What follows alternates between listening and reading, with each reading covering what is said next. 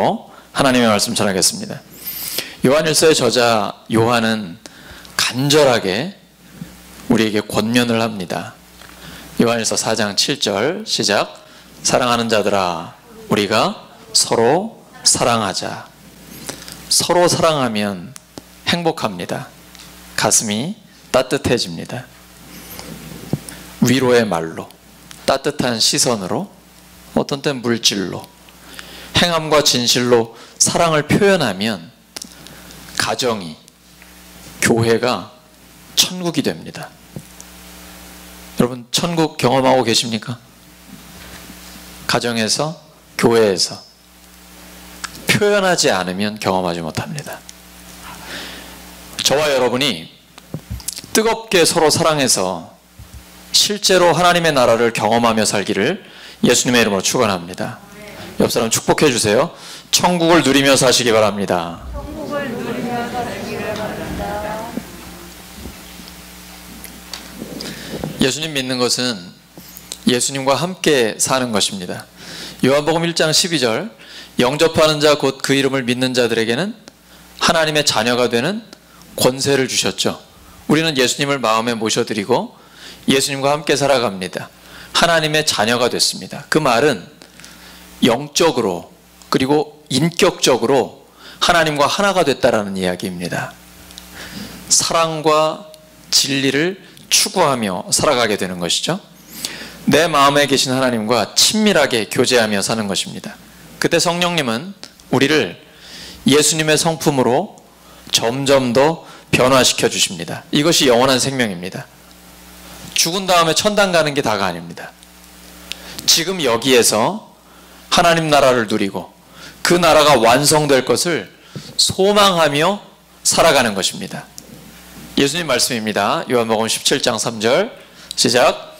영생은 곧 유일하신 참 하나님과 그가 보내신 자 예수 그리스도를 아는 것이니이다. 영생은 아는 것입니다. 하나님과 예수님을 아는 겁니다.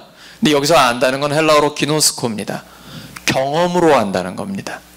하나님을 경험하며 사는 것이 신앙생활입니다. 머리로만 알고 있는 지식 가지고는 신앙에 힘이 없습니다. 그런데 성경에 근거한 믿음이 삶에서 경험이 될 때, 그때에 그 믿음이 힘이 있는 것입니다. 그리고 세상을 이길 수 있는 것이죠. 우리 요한일서 5장 13절이 보면 제자 양육할 때 암송했던 말씀이에요. 구원의 확신.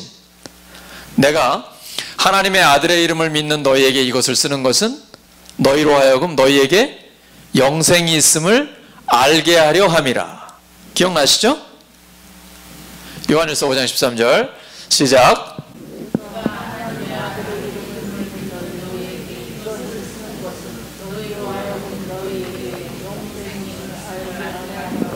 아멘. 영생은 지금부터 영원까지 하나님 나라를 누리는 것입니다. 영생을 주시는 예수님은 우리의 친구가 되어 주십니다. 오늘 찬송가 가사에 나왔죠? 예수님이 우리의 친구가 되어 주신다고요. 나사로가 죽었잖아요. 요한복음 11장에서 예수님이 우리의 친구 나사로라고 말씀하세요. 그리고 15장에 이렇게 말씀하십니다. 요한복음 15장 14절 15절 시작. 너희는 내가 명하는 대로 행하면 곧 나의 친구라. 이제부터는 너희를 종이라 하지 아니하리니 종은 주인이 하는 것을 알지 못함이라. 너희를 친구라 하였노니 내가 내 아버지께 들은 것을 다 너희에게 알게 하였음이라. 예수님이 우리의 친구가 되어주신대요. 그럼 친구 좋으시죠? 평생 좋잖아요. 근데 그 친구가 예수님이에요. 좋은 정도가 아니죠. 든든하죠. 예수님이 우리의 친구가 되어주시는 거예요. 어떤 사람에게요? 너희는 내가 명하는 대로 행하면 곧 나의 친구라. 여러분, 어떤 사람이 여러분의 친구입니까? 나와 뜻을 같이 하는 사람, 마음을 같이 하는 사람입니다. 예수님의 명령대로 하나님의 뜻대로 행하는 사람이 예수님의 친구입니다. 예수님과 뜻을 같이 하고 마음을 같이 하는 거죠. 빌립보서 2장 5절 말씀처럼 너희 안에 이 마음을 품으라. 곧 그리스도 예수의 마음이니 예수님의 친구가 되는 것입니다. 저는 친구가 많은 편이 아닙니다. 그런데 예수님과 동행을 하다 보니까 하나님께서 저를 계속 변화시키십니다. 친구들을 붙여주시고 점점 더 많은 사람들과 좋은 관계를 맺게 해주십니다. 예수님이 내 친구야! 이게 얼마나 큰 힘인지 몰라요. 예수님이 우리의 친구입니다. 이게 우리의 삶을 완전히 변화시키는 것입니다. 옆 사람 축복해 주시기 바랍니다. 예수님이 당신의 친구입니다. 이 예수님이 우리에게 해주시는 말씀이에요. 예수님께서 우리와 늘 동행하여 주십니다. 근데 이걸 요한이 기록하기 때문에 더 힘이 있어요. 요한은 예수님의 영광을 육안으로 직접 본 사람입니다. 요한복음 1장 14절 시작. 말씀이 육신이 되어 우리 가운데 거하심에 우리가 그의 영광을 보니 아버지의 독생자의 영광이요 은혜와 진리가 충만하더라. 아멘. 말씀이 육신이 되신 분이 누구예요? 예수님이에요. 우리 가운데 거하심에 우리가 그의 영광을 보니 우리가 누구예요? 예수님의 제자들, 그리고 예수님 주변에 있던 사람들. 요한이 거기에 포함이 됩니다. 요한은 예수님의 영광을 직접 봤어요. 눈으로 보고 예수님 말씀 듣고, 그리고 예수님과 함께 악수도 하고, 또 어떤 때는 예수님이 웃으면서 어깨를 쳐주시기도 하고, 그렇게 함께 생활을 한 사람이 요한이에요. 이때 당시에는 예수는 육체로 오지 않았다, 이렇게 주장하는 거짓말쟁이들이 있었어요. 요한이 일부러 이 얘기하는 겁니다. 요한 1서 1장 1절 시작. 태초부터 있는 생명의 말씀에 관하여 우리가 들은 바요 눈으로 본 바요 자세히 보고 우리의 손으로 만진 바라. 무슨 얘기냐고. 내가 예수님 직접 봤고 그분 말씀 내 귀로 직접 들었고 우리 악수도 함께 식사하고 같이 생활했다고. 분명히 예수님은 사람으로 오셨다고 그렇게 강력하게 주장하고 있는 겁니다. 그런데 예수님이 육체로 오셨다는 걸 부정하는 사람들은요, 이렇게 주장했어요. 우린 하나님과 사귐이 있어. 우리는 죄를 짓지 않아. 우리에겐 죄가 없다고. 그래서 요한이 그걸 반박하면서 이렇게 주장하는 겁니다. 6절에 보시면 하나님과 사귐이 있다 하고 어둠에 행하면 거짓말입니다. 8절에 죄가 없다고 말하면 스스로 속이는 겁니다. 죄 없는 사람이 어디 있어요? 근데 이게 요즘도 그런 경우가 있습니다. 예수님 믿으면 다 용서해 주셨기 때문에 이제 내가 회개할 게 없다라고 주장하는 사람이 있어요. 이게 이단이거든요. 그렇지 않습니다. 여러분, 어젯밤에 목욕했어요. 자고 일어나서 오늘 아침에 세수 안 하시나요? 아니, 어차피 또 더러워질 텐데 뭘 씻어요. 하루 이틀, 한 달, 두 달 안 씻으면 어떻게 될까요? 네, 내 주변에 사람 안 옵니다. 더러워서 안 오죠. 예수님의 십자가와 부활로 깨끗이 씻어주셨습니다. 완전히 용서받았습니다. 죄를 안 짓나요? 그런 사람 없습니다. 그래서 죄를 지으면 하나님 앞에 또 용서를 구해야 됩니다. 그러면 깨끗하게 씻어주십니다. 그래서 요한일서 1장 9절에 만일 우리가 우리 죄를 자백하면 그는 미쁘시고 의로우사 우리 죄를 사하시며 모든 불의에서 우리를 깨끗하게 하실 것이요. 예수님께서 그렇게 말씀을 하시는 겁니다. 하나님은 빛이시고 그에게는 어둠이 조금도 없습니다. 하나님과 사귐이 있으면 빛 가운데 살아갑니다. 그럼 빛 가운데 살아가면 죄를 지을까요? 죄가 있겠습니까? 있습니다. 1층 교육관에 전신 거울을 새로 설치했습니다. 그리고 그 위에는 LED로 엄청 밝은 불이 있어요. 여러분, 불 켜놓고 거울 앞에 딱 서보세요. 다 드러납니다. 빛 가운데 있다는 것은 죄를 안 짓는다는 얘기가 아니에요. 오히려 죄가 드러나는 겁니다. 그럼 어둠 속에 있으면 어떨까요? 죄가 안 드러납니다. 그래서 범죄는 어두울 때 일어나는 겁니다. 은밀한 가운데 죄를 짓는 것입니다. 그런데 하나님 앞에서 그리고 사람들 앞에서 나를 드러내면 죄가 드러납니다. 그래서 예수님의 피로 깨끗이 씻어주시는 겁니다. 옥산에 오니까 문을 열어놓는 거예요. 그리고 우리 성도님들이 사택문이 잠겨 있는 거를 너무 이상하게 생각하시는 거예요. 신방을 가잖아요. 그러면 말이 없으면 그냥 갔어요. 다른 데로. 근데 요즘은 제가 아내와 함께 갔을 때 아무 소리가 없으면 문이 열려 있잖아요. 아내 보고 들어가 보라 그래요. 제가 완전히 달라졌죠. 특히 김옥희 원사님 같은 경우에는 잘 못 들으시잖아요. 직접 가서 확인해 보라 그래요. 어떤 상황인지. 왜냐하면 여러분들은 그게 삶이에요. 다 열려 있어요. 그래서 이웃이 언제든지 들어올 수 있어요. 그 말은 하나님과 사람들 앞에 내 삶이 공개되어 있다는 거예요. 투명하다는 것이죠. 그런 사람은 하나님이 깨끗하게 씻어주십니다. 그래서 하나님께는 용서를 받고 사람들과는 관계가 편안해지고 회복이 됩니다. 그런데 자꾸 어둠 속에 숨고 나 자신을 숨기고 드러내지 않으면 하나님께 용서받을 수 없고 사람들과의 관계도 깊어질 수가 없는 것이죠. 빛 가운데 산다라는 건 죄를 안 짓는다는 게 아니라 오히려 죄를 드러낸다는 겁니다. 이 사람이 복된 사람입니다.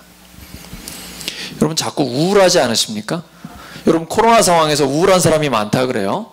근데 그거는 하나님과 나와의 관계에 어떤 문제가 있어서 그래요. 이걸 내가 하나님 앞에 드러내게 되면 하나님께서 그 부분을 해결해 주십니다.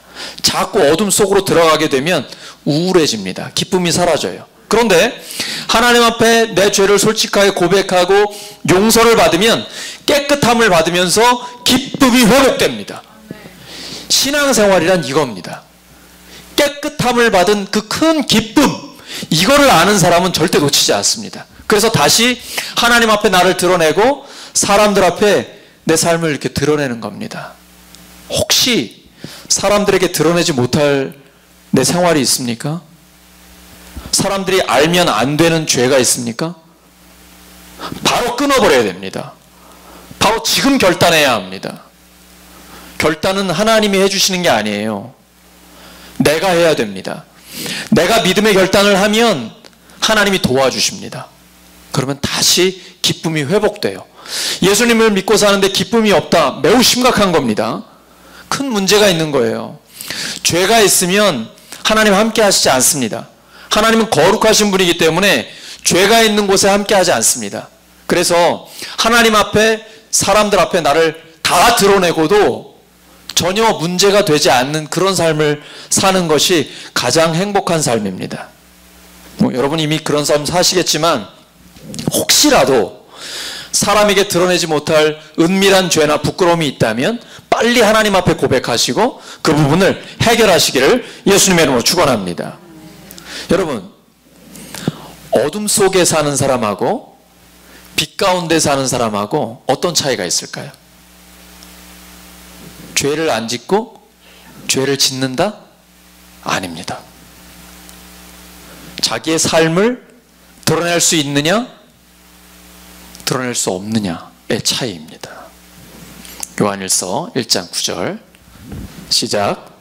만일 우리가 우리 죄를 자백하면 그는 보시고 의로사 우리 죄를 사하시며 우리를 모든 불의에서 깨끗하게 하실 것이요. 예수님과 친밀하게 동행하려면 반드시 나를 드러내야 합니다.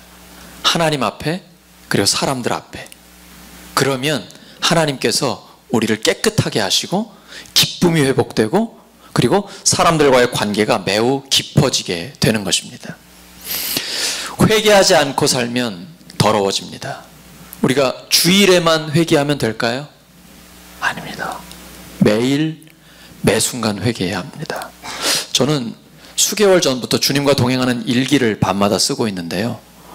일기를 쓰다 보니까 제가 하나님 앞에 죄인이라는 것을 너무 분명하게 깨닫게 되는 거예요. 내 죄가 보이니까 다른 사람 죄는 안 보여.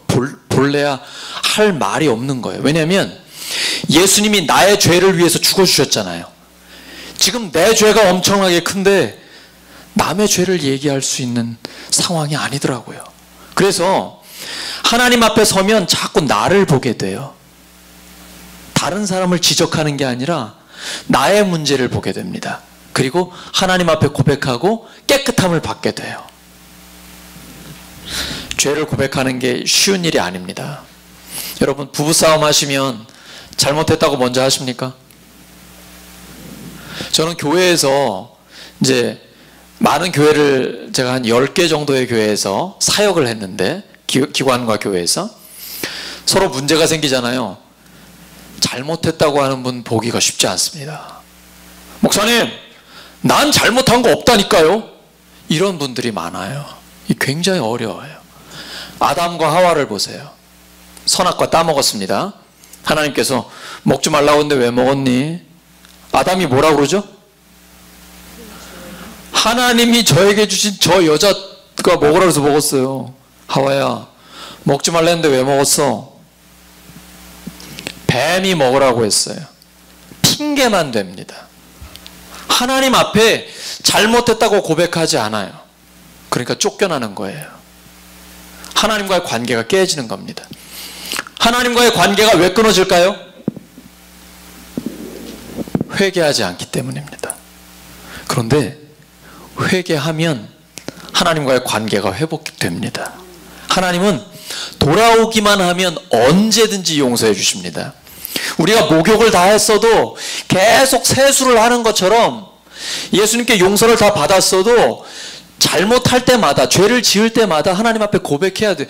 뭐 대단한 게 필요한 게 아니에요. 그냥 솔직하게, 하나님 제가 이거 잘못했어요. 그러면 용서해 주세요. 이 깨끗함을 받으면 영혼의 자유함을 누린다니까요. 하나님은 그걸 원하시는 거예요. 기쁨이 차고 넘칩니다. 우리는 성령님을 모시고 살기 때문에 우리 자신을 잘 압니다. 누가 꼭 지적하거나 말해주지 않아도 스스로 마음에 찔림이 있어요. 그런데 이걸 놓치면 안 됩니다. 마음에 찔림을 주실 때 빨리 회개해야 합니다. 그러면 하나님이 용서해 주십니다. 그리고 다시 기쁨으로 살아가면 됩니다. 여러분, 기도와 말씀에 집중하십니까? 사랑하고 용서하시나요? 하나님의 은혜를 받은 게 엄청나게 많은데 감사하며 사십니까? 우리는 하나님 앞에 정직해야 합니다. 이때 내가 빛 가운데 사는지 어둠 속에 사는지 드러납니다. 하나님 뜻대로 난 못 살아요. 핑계가 많아지면 점점 더 어둠 속으로 들어갑니다. 하지만 하나님께로 나오면 빛 가운데 살게 됩니다. 사울과 다윗의 차이가 그겁니다.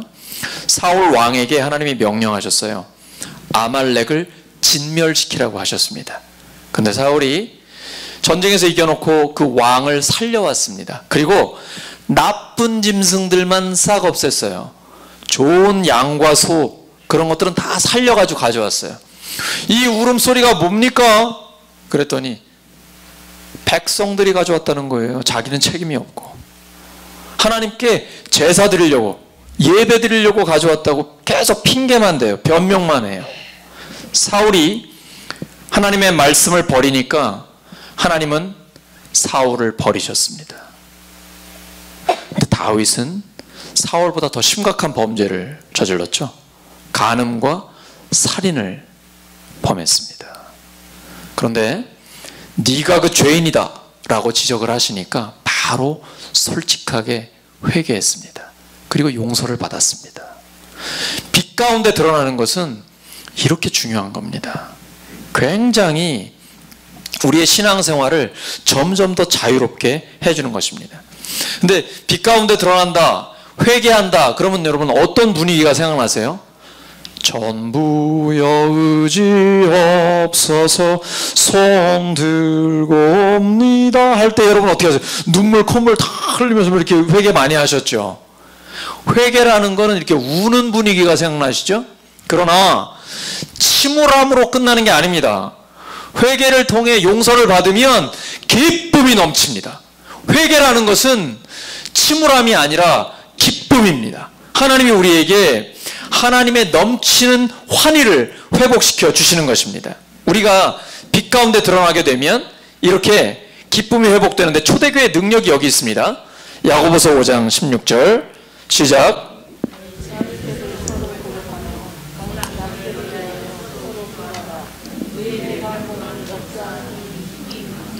초대교회 성도들은 죄를 서로 고백했습니다. 근데 이걸 잘못 알면 자기의 은밀한 죄를 사람들에게 고백해야 되나? 이렇게 생각하시는데 큰일 났어요. 그러면 안 됩니다. 하나님과 나 사이에 은밀한 죄가 있잖아요. 그건 사람한테 얘기하는 거 아니에요. 그러면 그 사람이 자꾸 그게 생각나요. 그건 솔직한 것과는 다른 겁니다. 하나님께 고백할 것은 하나님께만 고백하는 겁니다. 심지어는 아내나 남편에게도 못할 것이 있는 경우가 있죠. 물론 뭐 그렇게 살면 안 되겠지만은 하나님께만 고백해야 될 죄가 있습니다. 그런데 사람에게 잘못하면 잘못했다고 고백해야 됩니다. 진심으로. 그 얘기하는 겁니다. 이 말씀은 하나님께는 하나님께 은밀한 죄를 고백하고 사람에게 잘못했으면 잘못했다고 사과하고 용서해 줄 때까지 진심으로 고백하라. 그런 이야기입니다. 그때에 우리에게 관계의 회복이라는 하나님의 은혜가 임하게 됩니다. 지난주 토요일에 제가 설교 준비를 이제 다 하고 나서 저녁 먹으러 집에 갔습니다. 저녁 먹기 전에 저희 부부가 말다툼을 했어요. 왜? 사소한 거잖아요. 다음날 주일인데 큰일 났어요. 해결이 안 됐어요. 토요일 저녁에 저녁 먹기 전에 말다툼을 하다니. 그래서 제가 큰 소리로 나 저녁 금식할 거야! 전화하지 마! 누가 전화한다네. 그리고 집 나와가지고 교회로 왔습니다. 설교 준비가 되겠어요? 전혀 안 되는. 그래가지고 하나님 죄송합니다 하고서 막 회개하는 거예요. 그랬더니 이제 아내도 저녁 금식을 하면서 교회에 왔더라고요. 그래 30분도 안 됐어요. 말다툼한 지 30분도 안 됐는데 서로 미안하다고 이제 잘못했다고 하고 이제 화해를 했습니다. 그리고 둘 다 저녁은 금식하고 지난 주일에 예배를 하나님 은혜로 잘 드렸습니다. 여러분, 부부싸움은 금식 기도가 최고입니다. 여러분, 교회에서도 마찬가지입니다. 성도들 간에 어려움이 있죠. 우리 다 다른 사람들이기 때문에 어려움이 생길 때가 있어요. 근데 성도들과의 관계는 전부 다 예수님과의 관계입니다. 그래서 사람들과의 사이에서 문제가 생겼을 때 그 사람 찾아가서 따지는 거 이전에 하나님과 나와의 관계를 먼저 점검해야 됩니다. 그러면 해결이 안 될 문제가 하나도 없습니다. 그러니까 사람하고 먼저 따지지 마세요. 예수님과 나와의 관계를 먼저 점검하세요.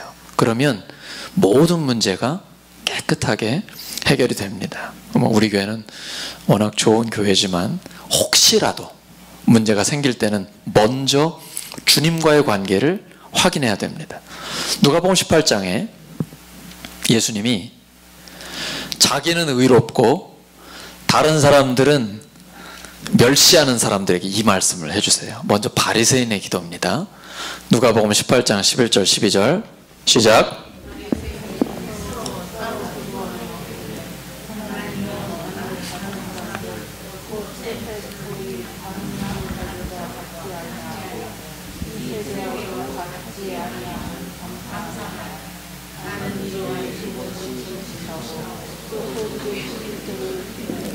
바리새인이 기도를 하는데요.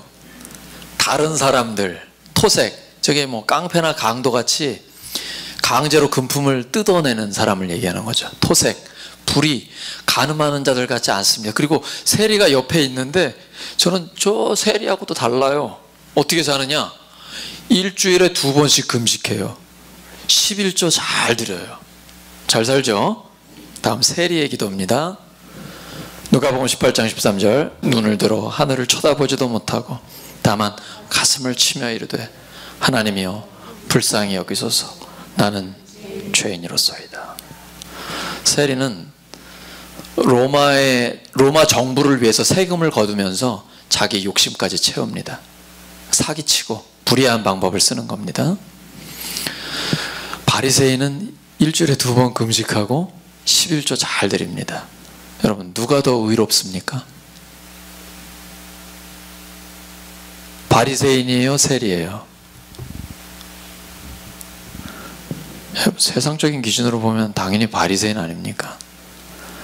그런데 바리새인이 아니라 세리가 의롭다함을 받고 내려갔어요. 도대체 하나님의 기준이 뭐예요? 왜 그런 거예요? 네? 회개. 이게 핵심이에요. 바리새인은 자기가 잘한 것만 얘기해요. 잘못한 게 없어요. 왜냐? 어둠 속에 있기 때문에. 빛에 드러나질 않는 거예요. 그래서 다른 사람들 몰라요. 이 사람이 무슨 잘못이 있는지. 어쩌면 자기 자신도 속이고 있는지 몰라요. 어둠 속에 숨어 있기 때문에. 근데 세리는 자기 잘한 건 하나도 없어요. 잘못한 것만 드러나요. 빛 가운데 있기 때문에 그래요. 그래서 하나님이 그 죄를 용서해 주는 겁니다. 하나님이 인정하시고 기뻐하시는 거예요. 근데 바리새인은 자기한테는 엄청 관대해요. 나는 의로워. 잘못한 게 하나도 없어. 근데 저 인간은 다 강도고 간음을 저지르고 불의한 자들이야. 다른 사람한테는 엄청 엄격해요. 그러니까 하나님 앞에 의롭다함을 받을 수가 없는 거죠. 바리새인과 세리 중에 우리가 볼 때는 바리새인이 의로워 보이고 믿음도 좋아 보이는데 하나님의 기준에서는 아니었어요. 정직하게 고백하는 사람이 오히려 의롭다함을 받게 됩니다. 자신을 드러내고 죄를 고백하는 사람은 다른 사람을 정죄할 수가 없어요. 우선은 내 죄가 커요. 내 잘못을 알기 때문에 다른 사람 죄를 말할 수가 없어요. 이것이 우리의 성도들이 나아가야 할 길입니다. 예수님은 우리의 모든 죄를 십자가에서 씻어주셨습니다. 그리고 부활로 해결해 주셨습니다. 누구의 죄 때문에요? 내 죄 때문입니다. 한번 따라 하시죠. 내 죄 때문입니다. 나의 죄 때문입니다. 먼저 이걸 봐야 돼요. 나의 죄를 봐야 돼요. 다른 사람이 아니라. 누가복음 15장에 두 아들의 비유가 나오죠. 둘째 아들이 아빠 유산 먼저 받아가지고 허랑방탕 다 써버렸습니다. 근데 거지가 돼서 내가 잘못했습니다 인정하고 아빠한테 돌아왔어요. 그랬더니 아빠가 잔치를 벌여줍니다. 문제는 큰아들입니다. 들어와 보니까 잔치가 열렸어요. 아버지, 저 죄인을 위해서 왜 잔치를 열고 살진 송아지를 잡아줍니까? 나는 아버지를 섬기면서 잘못한 게 하나도 없는데 나를 위해서 염소 새끼 한 마리라도 잡아줘 보셨어요? 막 화를 내요. 불평해요. 자기 잘못은 없어요. 아빠의 마음을 전혀 몰라요. 하나님의 마음을 이해하지 못해요. 하나님이 가장 기뻐하는 건 잃어버린 영혼이 구원받는 겁니다. 천하보다 더 귀한 한 영혼이 구원받고 하나님의 사람으로 변화되는 그 기쁨, 우리가 이것 때문에 전도하는 거예요. 이게 하나님의 마음이에요. 근데 큰아들은 그 아빠의 마음을 모르는 거예요. 이걸 알아야 하나님 앞에서 우리의 삶이 얼마나 가치 있고 의미 있는지를 압니다. 우리 인생은 정말 가치 있고 의미 있습니다. 옆 사람 축복해 주세요. 당신은 정말 가치 있고 의미 있는 인생입니다. 당신은 정말 가치 있고 의미 있는 인생입니다. 그리스도인은 세상의 소금이요 세상의 빛입니다.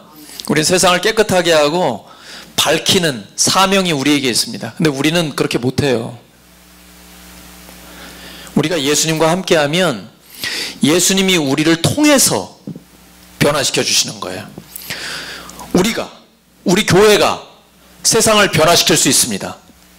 근데 세상을 변화시키려고 하기 전에 먼저 예수님과의 관계를 바르게 가져야 됩니다. 그러면 예수님이 우리를 통해서 세상을 변화시켜 주십니다. 우리도 요한처럼 주님과 친밀한 교제를 할 수 있습니다. 요한복음 14장 18절 19절 시작.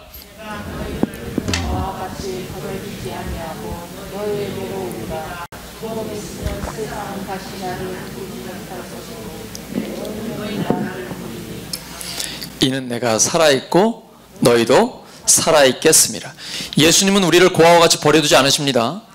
부활하셔서 함께 하시고 예수님의 영이 지금 우리와 함께 하십니다. 그리고 예수님과 친밀하게 동행하려면 반드시 성경을 가까이 해야 합니다. 그래서 본문 1절에 예수님을 생명의 말씀이라고 했습니다. 따라하시죠. 생명의 말씀. 생명의 말씀.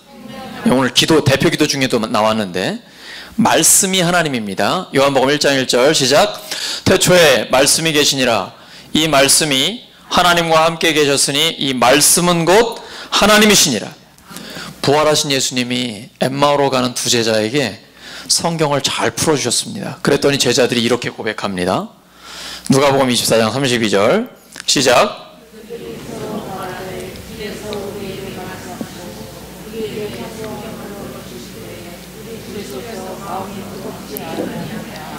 아멘. 부활하신 예수님이 그냥 기적적인 방법으로 가르쳐 주셔도 되는데요, 그렇게 안 하셨어요. 성경을 풀어서 설명해 주셨어요. 그랬더니 제자들이 마음이 뜨거워지는 거예요. 기쁨과 확신이 생기는 거예요. 왜 그러셨을까요? 지금 우리가 예수님을 만나는 방법이 바로 이거예요. 성경을 통해서 예수님이 우리와 함께 하시고 예수님이 역사하신다는 것을 알게 돼요. 경험하게 됩니다. 그래서 반드시 말씀을 가까이 하셔야 됩니다.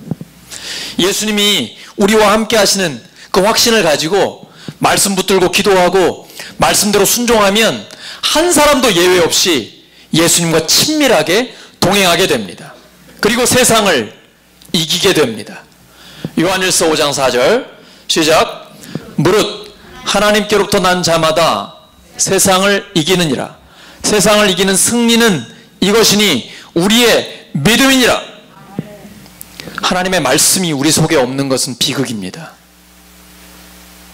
성령께서는 모든 것을 가르치시고 주님 말씀을 생각나게 하십니다. 주님의 말씀은 시시때때로 우리에게 경종을 울립니다. 잘못된 길을 가면 바로 잡아주시고 치료해 주십니다. 말씀이 역사하는 삶이 가장 복된 삶입니다. 따라하시죠. 말씀이 역사하는 삶이 가장 복된 삶입니다. 옆 사람 축복해 주세요. 말씀이 역사하는 삶을 사시기 바랍니다.